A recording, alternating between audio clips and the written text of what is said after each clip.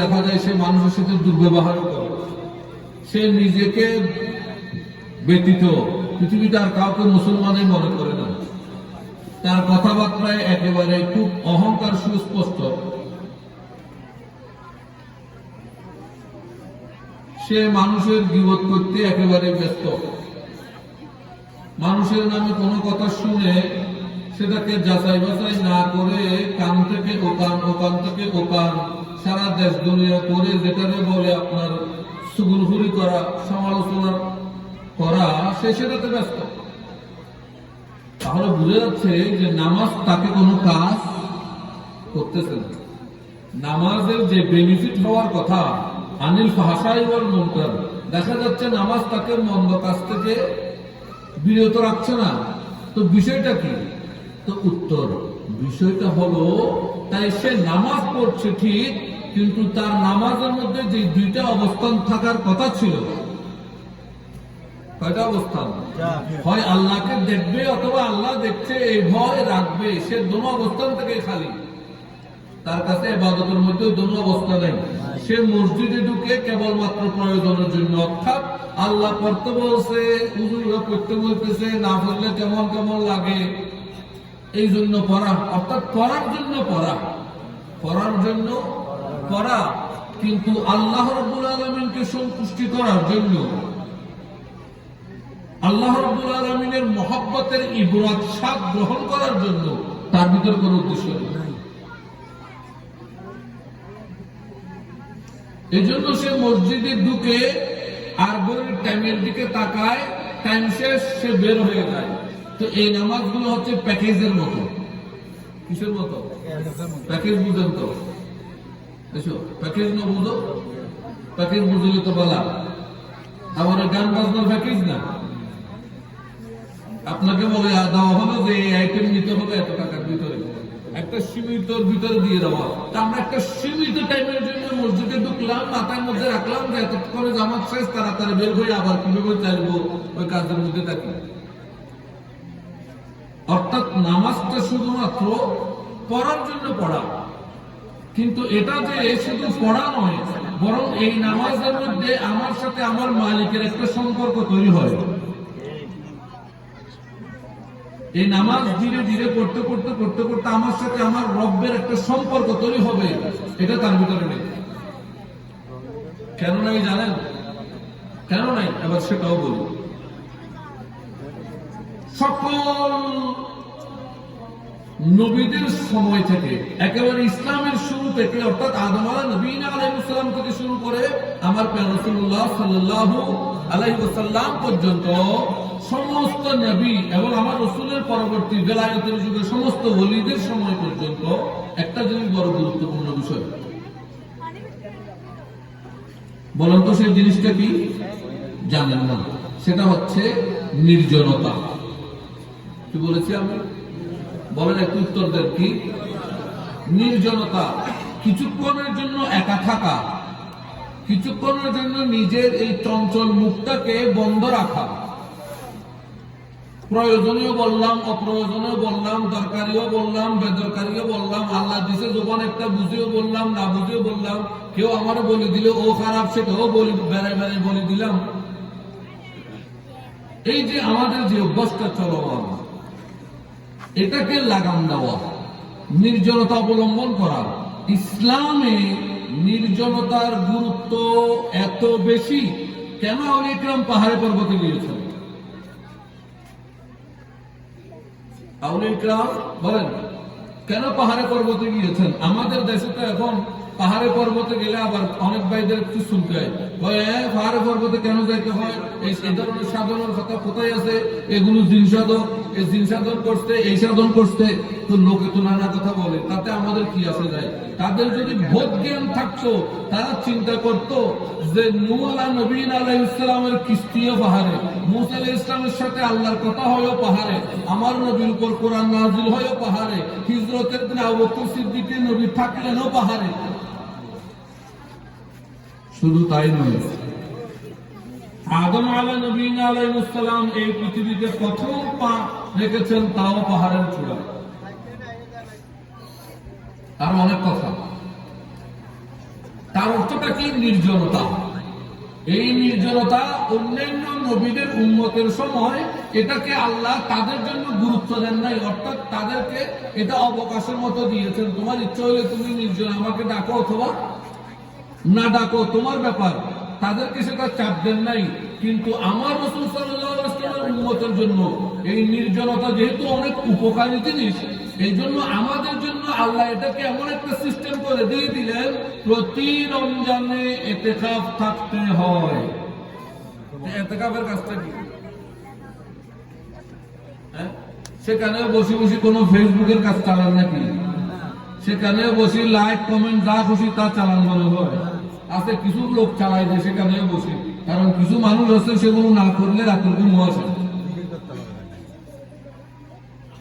এই যে ইতিকাফ, এটা আপনাকে কেন দেওয়া হয়েছে? অন্তত পক্ষে একটু মনোযোগ, অন্তত পক্ষে বছরে 10টা দিন হলেও তুমি নির্জন থাকো। তোমার স্ত্রী, সন্তান, সম্পত্তি সবার থেকে তুমি একটু একা থাকো, তো কি লাভ হবে? তুমি যদি একটু 10 দিন একা থাকো, প্রথম দিন কিছু বুঝবে না, দ্বিতীয় দিনও কিছু বুঝবে না, তৃতীয় দিন থেকে তোমার একটু একটু অনুভব হবে আমি একা। আমি তো এভাবেই ছিলাম পৃথিবীতে আসার আগে, এভাবেই থাকতে হবে কবরে, এভাবেই আমাকে দণ্ডায়মান হতে হবে কালকে আমাদের ময়দানে। আপনি যখন একা থাকবেন তখন আপনি উপলব্ধি করবেন যে আমি একা নই, আমার সাথে একজন আছেন, নাহানু আকরাব, যিনি আমার গর্দানের মধ্যে চোখ। আপনি সেটা উপলব্ধি করবেন। আর আপনি যখন সেটা উপলব্ধি করবেন, পৃথিবীর লক্ষ কোটি মানুষ যদি আপনার বিপক্ষে চলে যায়, তখন আপনার মধ্যে বাঘের হিম্মত থাকবে।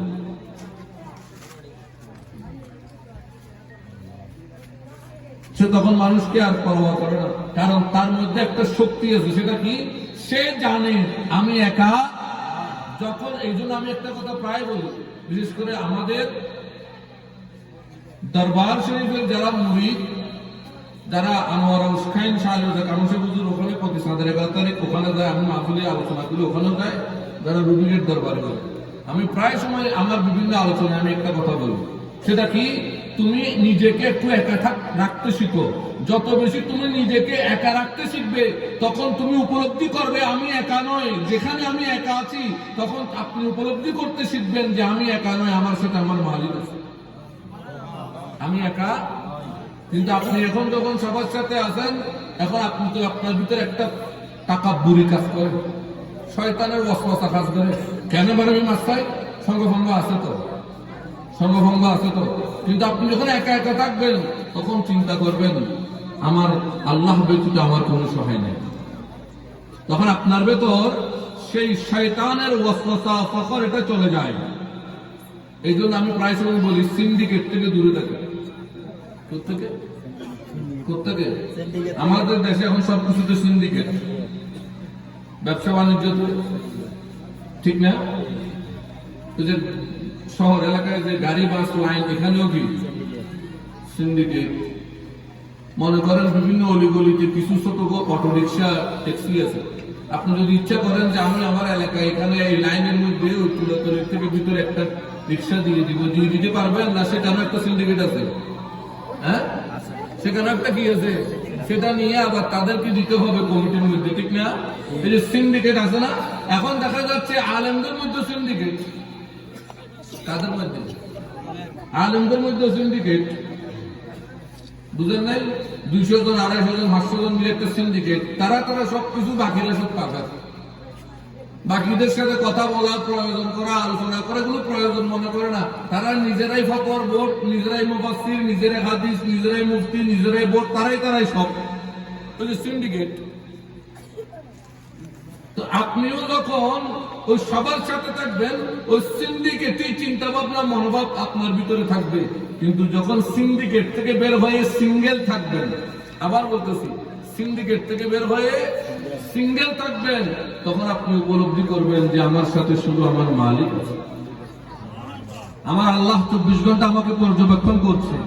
আমার চলাফেরা, উঠা বসা, খাওয়া দাওয়া, কথাবার্তা, আমি যা যা করছি সবকিছু আমার মালিক দেখতেছে।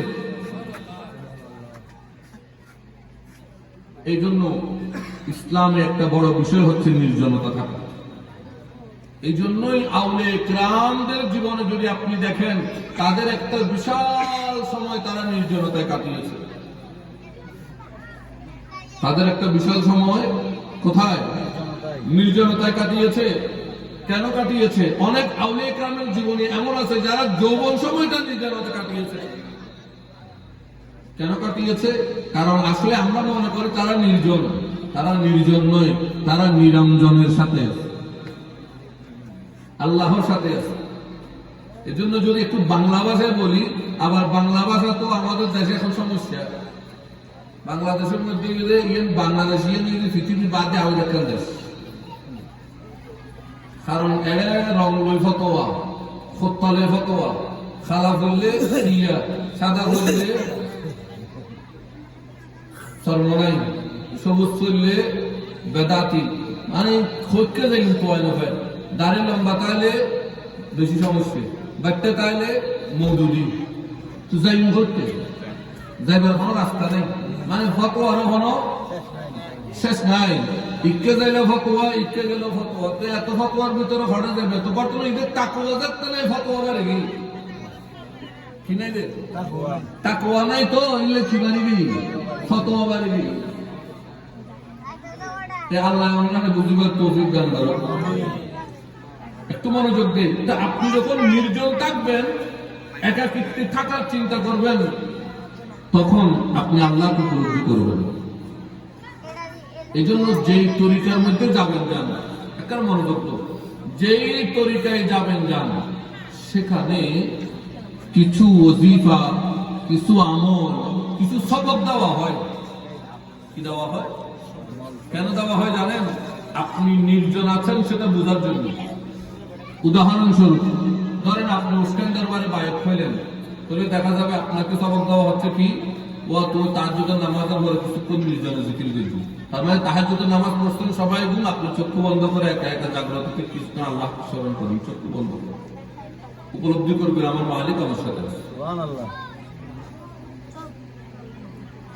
কিংবা আপনি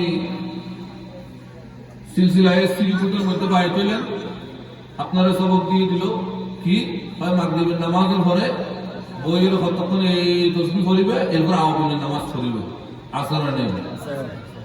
গরম না সত্য গরুলে তো আমরা চরিত্র মিলে নইছি।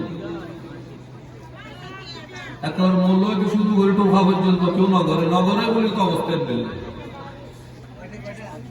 আপনি যখন মাগরিবের পর থেকে একটু নির্জনে বসে স্মরণ করবেন, এরপর আওয়ামী করবেন, অটোমেটিক আপনি যেই ব্যক্তি আসলেই আমলটা করবে, এভাবে থাকবে, সে কিছুদিন যাওয়ার পর অটোমেটিক তার কথা বলার ইচ্ছাই চলে যাবে। কি বলছি আমি? আপনার ভিতর থেকে অযথা কথা বলার অভ্যাস দূর হয়ে যাবে, অটোমেটিক দূর হয়ে যাবে। আমি বুঝাতে পারতেছি এগুলো। এইভাবে আপনি যেই সিলসিলায় যাবেন যান, আপনাকে নির্জন থাকার সবক দেওয়া হয়। একটু নির্জনে থেকে যাতে আপনার ভেতরটাকে আপনি যাচাই করতে পারেন, আমার ভিতরটার কি অবস্থা, আত্মশুদ্ধি যাতে আপনি করতে পারেন। এই আত্মশুদ্ধি নির্জনতাই মূল। আপনি যখন সেটা করতে শিখবেন, এখন আপনি নামাজে দাঁড়ান। কোথায় দাঁড়াবেন? একটা উত্তর দেবেন, কোথায়? আপনি যখন নামাজে দাঁড়াবেন, উপলব্ধি করবেন যে আমি নামাজ, এটা শুধু নামাজ নয়, বরং সূরা ফাতিহা, এটা হচ্ছে আমি আমার মালিকের সামনে দাঁড়িয়ে আমি আমার দরখাস্ত পেশ করতেছি। সুবহানাল্লাহ। কি পেশ করতেছি? উত্তর দরবারে কি পেশ করতেছি? দরখাস্ত দিচ্ছি। কাকে? আমার মালিককে, আমার মাবুদকে আমি আমার দরখাস্ত পেশ করতেছি। আমাদের ছেলে মেয়েরা যখন পড়াশোনা করে, তো দরখাস্ত দিতে হয় না ছুটির জন্য? দিতে হয় কি? দরখাস্ত দেওয়ার কতগুলো নিয়ম আছে। দরখাস্ত দেওয়ার নিয়ম হচ্ছে, প্রথমে সে দরখাস্তের প্রথম অংশে সে যাকে দরখাস্ত লেখে তার প্রশংসা করে। তার কি করে? প্রিয় অমুক,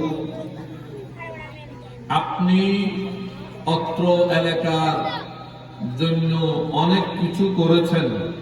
আপনি একজন দানবীর, উদার ও সৎ ব্যক্তি। এটা কি তার? বলেন, এটা তার কি? প্রশংসা। যাকে আমি দরখাস্ত দিচ্ছি তার প্রশংসা।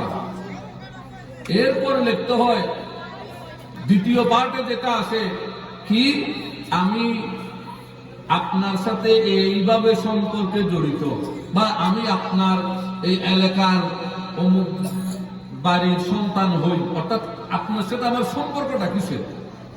স্কুল কলেজ হলে আমি আপনার প্রতিষ্ঠানের অমুক ক্লাসের ছাত্র হই, সম্পর্কটা লিখতে হয়, ঠিক না?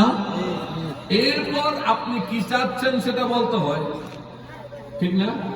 এরপরে লিখতে হয় এই কারণে আমার ছুটির দরকার, আর যদি আপনি চেয়ারম্যানের কাছে যান এই বিষয়ে আপনার সাহায্য আমার দরকার। তাহলে প্রথমে করছেন প্রশংসা, তারপরে কি তার সাথে আপনার সম্পর্কের প্রকাশ, তারপরে আপনার কি তার কাছে আপনি কি বিষয়ে সাহায্য চাচ্ছেন সেটা, ঠিক না নাকি? এরপর আপনার যদি কোনো কিছু প্রয়োজন না থাকে তাহলে লিখতে পারেন যে আপনি আমাকে শুধু এটা দিলেই হবে, এটার দরকার নেই, ঠিক না?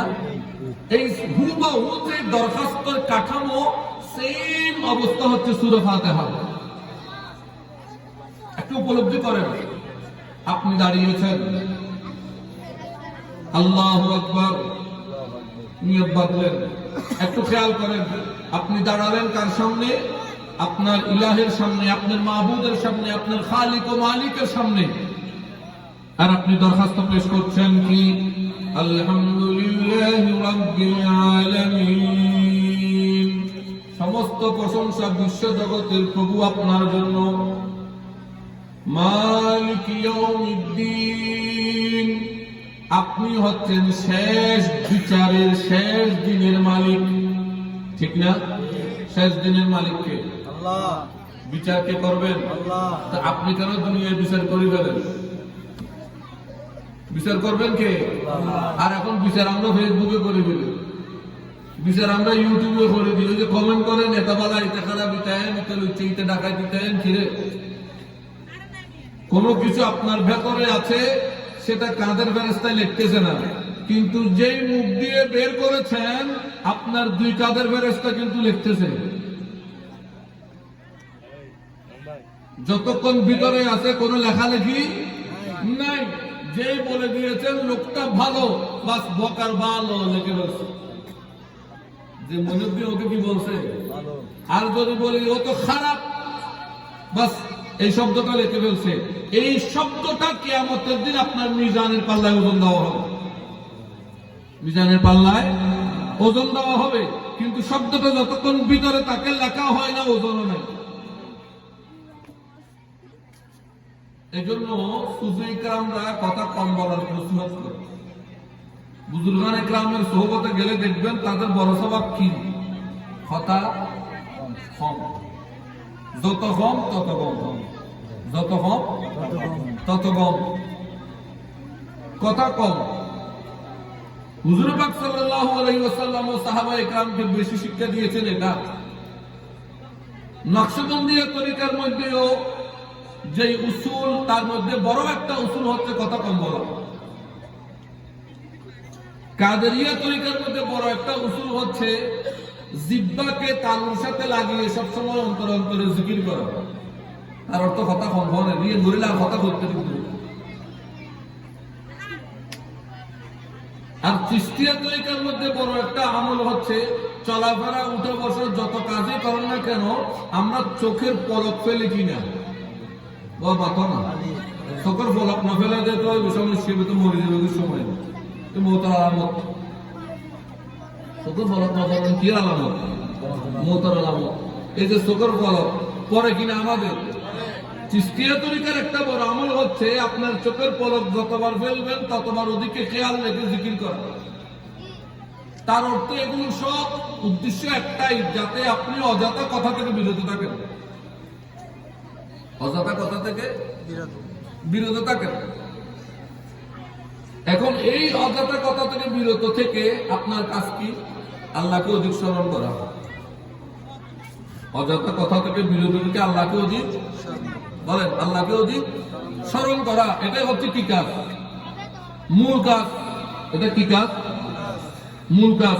এখন আপনি যখন শব্দ একটা বলে ফেলবেন, লিখা হবে, না বললে আর লিখে লেখি মাথা না বললে লিখে লেখি, কিন্তু যে একটা শব্দ সেটাও আপনার আমল নামায় লিখা হবে, কিয়ামতের দিন সেটা মিজানের পাল্লে রাখা হবে। তাহলে বোঝা যাচ্ছে ভালো মন্দ কে জানে? কে জানে?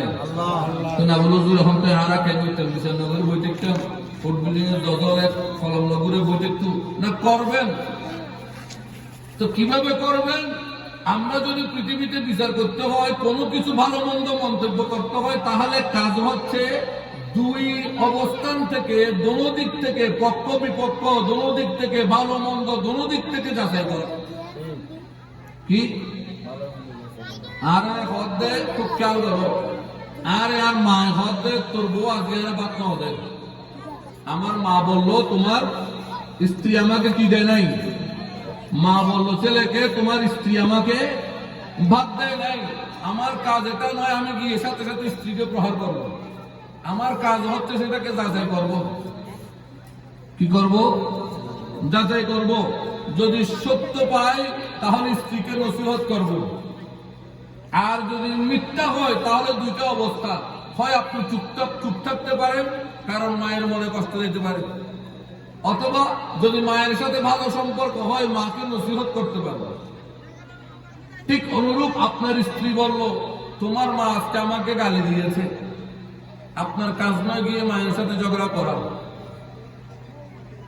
আপনি দুইটা কাজ করতে পারেন, হয় আপনি সেটা যাচাই করবেন, অথবা স্ত্রীকে নসিহত করবেন, তিনি মা, তার অধিকার আছে।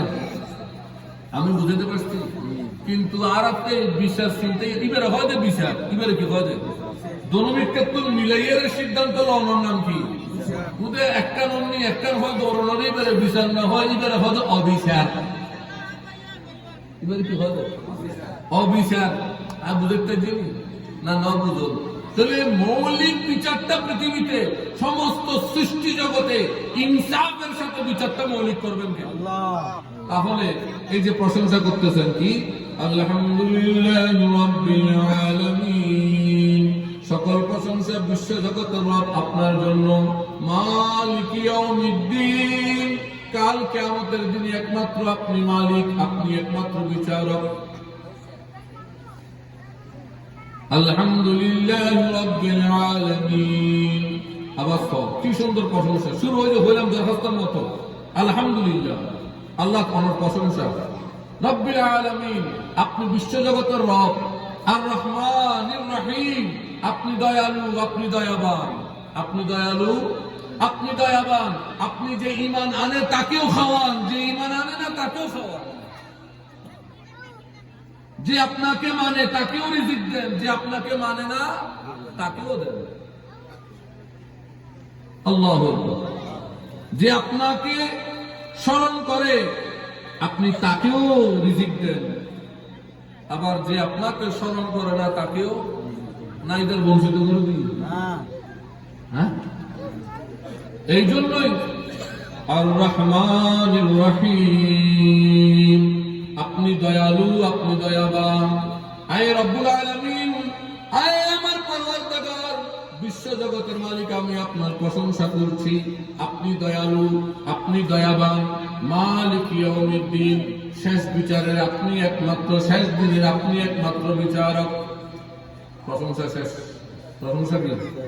এবার আপনার সাথে আমার সম্পর্কটা কি? ইয়াকা না'বুদু, আমি আপনার ইবাদত করি, অর্থাৎ আমি আপনার বান্দা, আমি আপনার ইবাদতকারী একজন বান্দা। এটা আপনার সাথে আমার একটা সম্পর্ক। আপনি মাবুদ, আমি আব্দ, আমি আপনার ইবাদতকারী, আর আপনার জন্য আমার ইবাদত। এটা আল্লাহর সাথে আমার কি সম্পর্ক? ইয়াকা না'বুদু, সম্পর্ক। এবার শুরু, সম্পর্ক যেহেতু বলছি, এখন আবার আমার সাহায্য চাওয়া শুরু। ওয়া ইয়াকা নাস্তাঈন। যেহেতু আমি আপনার বান্দা, তাই আপনার কাছে আমি সাহায্য চাই। কি চাই? সাহায্য কি? এবার সাহায্য কি? টিয়া দো, বাড়ি দো, বিল্ডিং 5 তলা বানাই দো, 10 তলা বানাই দো, আল্লাহ জায়গার মধ্যে জায়গা দো। আল্লাহ ওয়াজ মাহফিল এত কমাইয়ের একটা বেশি এই গান টিয়া বেশি করে দো। তো কি এখন সাহায্য কি? সাহায্য কি? ইহদিনাস সিরাতাল মুস্তাকিম। আল্লাহ আপনার সাহায্যটা হচ্ছে আপনি আমাকে সরল পথ দেখান। কোন সরল পথ? সিরাতাল্লাযীনা আন'আমতা আলাইহিম। আল্লাহ যাদেরকে আপনি নিয়ামত দিয়েছেন, নবুয়ত আপনার নিয়ামত, রাসালাত আপনার নিয়ামত, বেলায়েত আপনার নিয়ামত, শাহাদাত আপনার নিয়ামত, সাদাকাত আপনার নিয়ামত, শুজাআত আপনার নিয়ামত, ইবাদত আপনার নিয়ামত, ইমামত আপনার নিয়ামত। রব্বুল আলামিন এই নিয়ামত আপনি যাদেরকে দিয়েছেন, আমাকে তাদের এই পথ পরিচালিত করুন। গায়রিল মাগদুব। আল্লাহ এদের পথে চালাবেন ঠিক, কিন্তু যাদেরকে আপনি আযাব দিয়েছেন তাদের পথে নয়। আলাইহিম তাদের পথে নয়, যাদেরকে আপনি আযাব দিয়েছেন তাদের পথে নয়। ওয়ালাদ-দাল্লিন, আবার যারা পথভ্রষ্ট হয়ে গেছে তাদের পথেও নয়। তাহলে এটা একটা কি বলেন না? এটা কি? দরখাস্ত। আমরা দুনিয়ার মধ্যে দরখাস্ত পেশ করি লিখিত। কি পেশ করি? লিখিত। আর এখানে দরখাস্ত পেশ করছি লিখিত না ডাইরেক্ট? ওখানে দরখাস্ত পেশ করতেছি লিখিত, আর এখানে দরখাস্ত পেশ হচ্ছে মৌখিক। কি? আচ্ছা মৌখিক কেন? মৌখিক এই জন্য কারণ ওয়াসিয়া কুরসিয়ুহুস সামাওয়াতি ওয়াল আরদ নাহনু আকরাব। কারণ আল্লাহ সর্বত্র বিরাজমান। আল্লাহ রব্বুল আলামিন আমি যা বলি তা শুনছেন। তা শুনছেন, যেহেতু শুনছেন তাহলে লেখালেখির দরকার এগুলো তো ওই কি হয় যে উকিল ধরে জল্লাই দে, মিডিয়া ধরে জল্লাই দেন দিলে রত্ন এটা হয় যে উন্নত নাকি না উন্নত। এই জন্য কোন মিডিয়া কোন তো লেখালেখি নাই, ডাইরেক্ট কি মৌখিক। তাহলে চিন্তা করেন আমাদের নামাজের কাইফিয়ত কত হবে কি? মসজিদে ঢুকলাম আল্লাহু আকবার,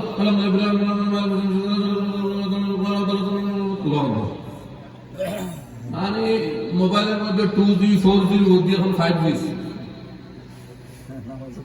কিন্তু 5G থেকে বেশি স্পিরিট না বুঝো। এইভাবে নামাজ পড়লে এই নামাজ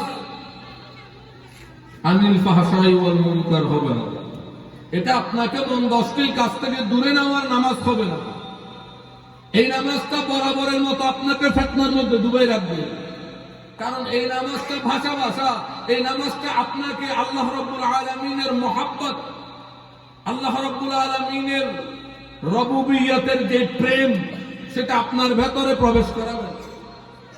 সেই ইশকে হাকিকির স্বাদ আপনার ভেতরে আপনি বুঝবেন না। এই জন্য আপনাকে কি করতে হবে? এই জন্য আপনার কাজ হচ্ছে যখন নামাজে দাঁড়াবেন তখন প্রত্যেকটা কথা হৃদয় থেকে শুনবেন, মন থেকে শুনবেন।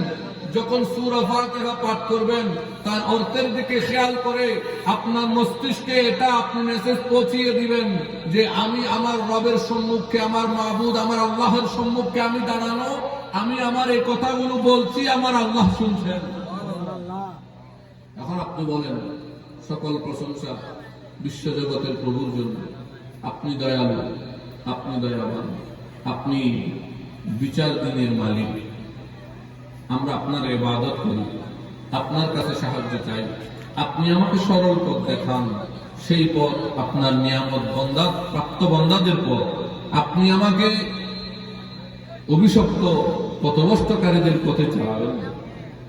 এই যে একটা উপলব্ধি, আপনি যখন এই উপলব্ধি করে নামাজ পড়বেন, 1 রাকাত, 2 রাকাত, 3 রাকাত, 4 রাকাত, ফজর, যোহর, আসর, মাগরিব, এশা, একদিন, 2 দিন, 3 দিন, 4 দিন, 5 দিন, এইভাবে যখন আপনি কয়েকদিন নামাজ পড়বেন, তখন আপনার চায়ের দোকানে বসতে আর ইচ্ছে হবে না। চায়ের দোকানে বসতে আর ইচ্ছে হবে না, বাজে কথা বলতে আর ইচ্ছে হবে না। আপনি তখন নিজেকে যত একা রাখতে চান, একা রাখতে পারবেন, তত আপনার শান্তি অনুভব হবে। আপনি তখন মসজিদে ঢুকলে তাড়াহুড়া করে আর বের হতে চাইবেন না। আপনি চাইবেন আরো 2 রাকাত নামাজ একটু বাড়িয়ে পড়ি। এই নামাজের বাহানায় আমি বারবার আমার আল্লাহকে দরখাস্ত পেশ করি, আমার আল্লাহর সাথে আমি কথা বলি। এটা হচ্ছে ইবাদতের কাইফিয়ত। এই ইবাদতের কাইফিয়তে খানকাগুলোর মধ্যে তালিম দেওয়া হতো। আর এখন তো অনেকগুলো খানকায়